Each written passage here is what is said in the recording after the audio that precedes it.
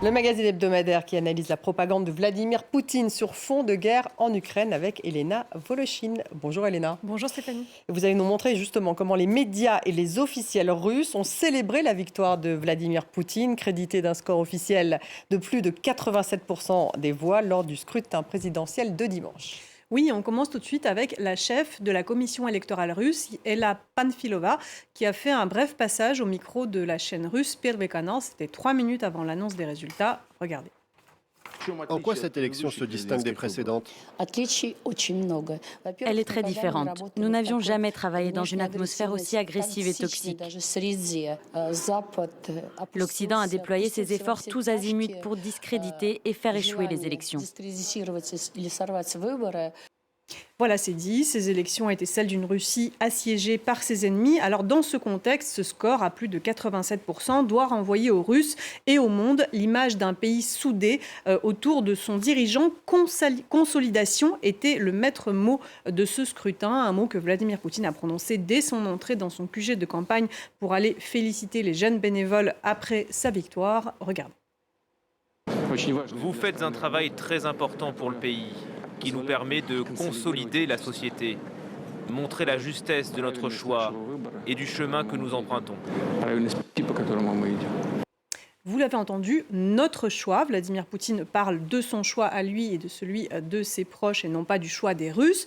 Et en effet, son maintien au pouvoir était sans appel. Il a réformé la Constitution, on le rappelle, pour annuler ses mandats, écarter ses opposants. Le régime a mobilisé toutes les ressources et une fraude massive pour lui offrir cette victoire haut la main. Selon les observateurs indépendants, cette élection était la plus frauduleuse de tous ses mandats, à tel point que certains, même parmi les candidats, ont eu du mal à ne pas se trahir. Vous allez entendre Leonid Slutsky.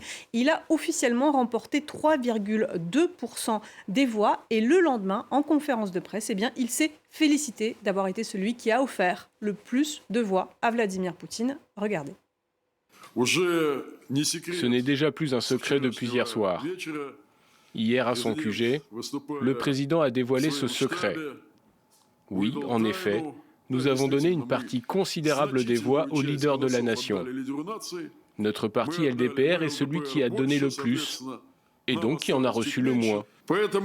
C'est pourquoi notre résultat, et le mien en l'occurrence, n'a pas la moindre importance. Ici, comme jamais, l'important n'est pas de gagner, mais de participer.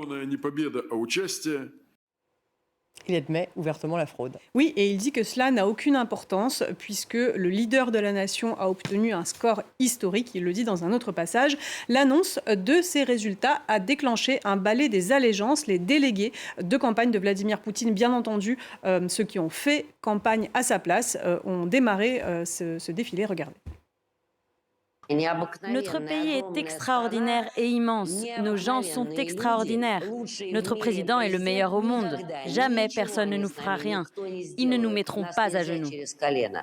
Celle que nous venons d'entendre, c'est Mariana Lysenko, une directrice d'hôpital propulsée, chef adjointe du QG de Vladimir Poutine. Elle était aussi sur la place rouge pour célébrer les 10 ans de l'annexion de la Crimée lors de ce grand concert donné le lendemain de l'élection. Oui, ils étaient tous là, les artistes loyaux au régime de Vladimir Poutine, ses délégués de campagne. Vladimir Poutine lui-même a fait une brève apparition, ainsi que les 3 autres candidats dévoués donc à sa victoire. Les animateurs du concert, des présentateurs vedettes de la télévision russe, étaient aussi là pour rappeler le projet civilisationnel de Vladimir Poutine sur fond de guerre en Ukraine. Écoutez un extrait de cette cérémonie.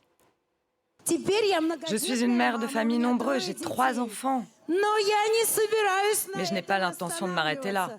J'en veux encore. Ruslan, lui, il est en retard.